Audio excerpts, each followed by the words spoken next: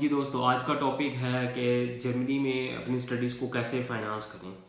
तो सबसे पहली चीज़ तो ये है कि अपने जहन से ये निकाल दें कि जर्मनी में एजुकेशन जो है वो कॉस्टली है।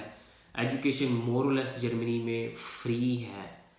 तो फ्री है, लेकिन सवाल ये पैदा होता है, अगर एजुकेशन फ्री है तो हमें पैसे क्यों चाहिए होते हैं। वैसे ही वाले जब वो वीज़ा लेने के लिए जाएंगे, जब आपको मास्टर का एडमिशन मिल जाएगा, वीज़ा लेने के लिए जाएंगे तो वो कहेंगे भाई एक ब्लॉक अकाउंट लेकर आओ जर्मनी के लिए। ब्लॉक अकाउंट क्या है? ब्लॉक अकाउंट ये है कि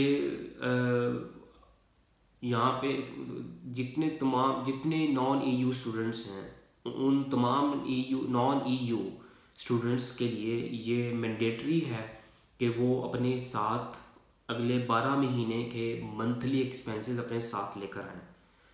अब वो एडवांस में ये रिक्वायरमेंट पूरी करवाते हैं, या ये नहीं कि वीज़ा मिलने के बाद यहाँ पे आए करवाएं।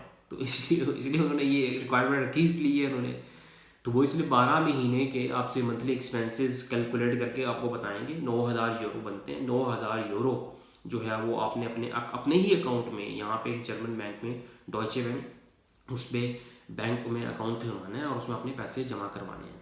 ठीक है, तो ये एक रिक्वायरमेंट है नॉन ईयू स्टूडेंट्स के लिए, अगर आपका मास्टर्स में एडमिशन हो जाता है जर्मनी में।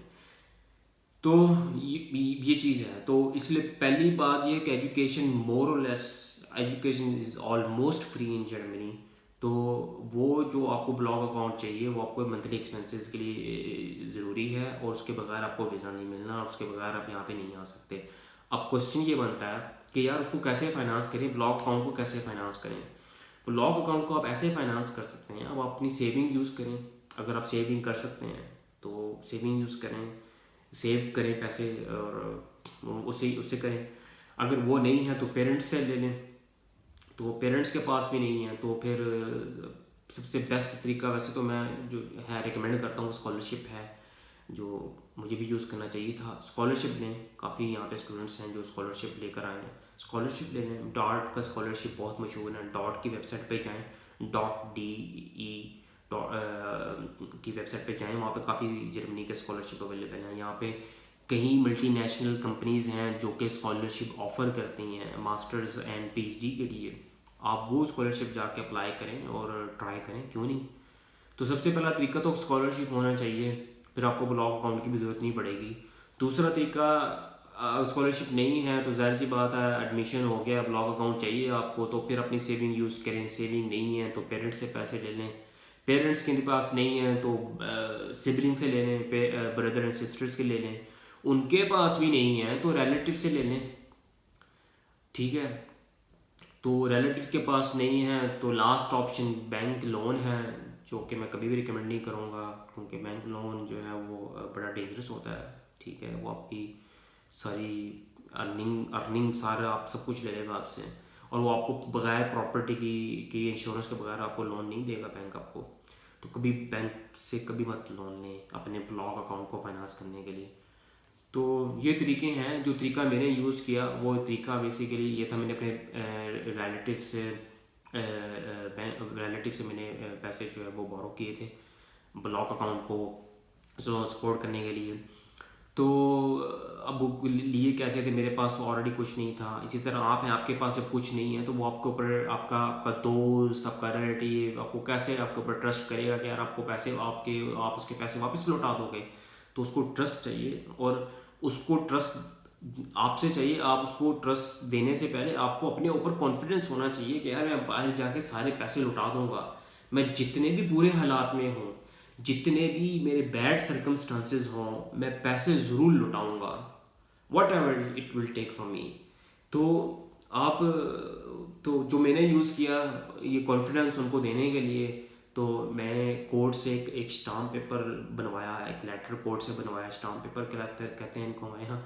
तो उसमें मैंने ये लिखवाया कि भाई 6 महीने के अंदर मैं इनके पैसे वापस कर दूंगा, और अगर 6 महीने के अंदर मैं वापस ना कर पाया तो ये हकदार हैं मेरी प्रॉपर्टी को बेचकर अपने पैसे वापस लेने के। तो मैंने ऐसे उनको कॉन्फिडेंस दिया था एक रिलेटिव को। तो फिर उसके अलावा मैंने अपने दोस्तों से, 70,000, 1 लाख, 2 लाख ऐसे लेके सबसे एक्यूमुलेट करके पैसे, तो मैं फिर यहाँ पे मैंने अपना ब्लॉग अकाउंट करवाया। और ब्लॉग अकाउंट करवाने के बाद मैंने ऐसे फाइनेंस किया था अपना अपना ब्लॉग अकाउंट। तो फिर मैंने लुटा भी दिए सबके पैसे वापस।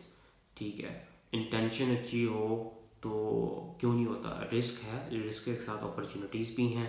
ये इस मुल्क में काफ़ी अपॉर्चुनिटीज़ हैं। ये आपको मुल्क काफ़ी कुछ अपॉर्चुनिटीज़ देगा, एटलीस्ट इतना काबिल बना देगा कि आप पैसे वापस कर सको।